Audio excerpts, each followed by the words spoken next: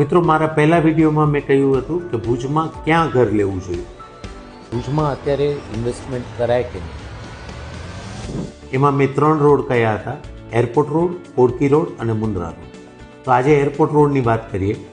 Airport રોડમાં 2 locations પડે છે. એક રિંગ રોડ ઉપરનું જે છે એ, અને એક થોડું ઇન્ટિરિયર જઈ શકાય. રિંગ રોડ ઉપર જો તમારે લેવા હોય તો ડીમાર્ટની બાજુમાં શિવ આરાધના છે, ગ્રીન એકર્સ છે ને જલારામ છે. એવી ઘણી બધી સોસાયટીઝ છે જે રિંગ રોડને ટચ થઈને છે. ત્યાં તમે તમારું ઘર બજેટમાં લઈ શકો છો. જો થોડું અંદર જાઓ છો તો એડવાન્ટેજ તમને મળે છે કે તમને પેક સોસાયટી મળે છે વિથ એમિનિટીઝ, જેમાં દ્વારકા ગ્રીન્સ, ગોકુલ ગ્રીન્સ, વૃંદાવન, મથુરા જેવી ટાઉનશીપ છે કે જ્યાં તમે તમારું સપનાનું ઘર લઈ શકો.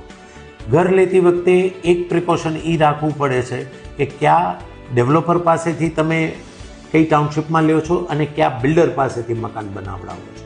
કારણ કે બિલ્ડરની રેપ્યુટેશન, એની પાસ્ટ હિસ્ટ્રી અને એની ક્વોલિટી અને ટાઈમલીનેસ એ જોવું ખૂબ જ અગત્યનું છે.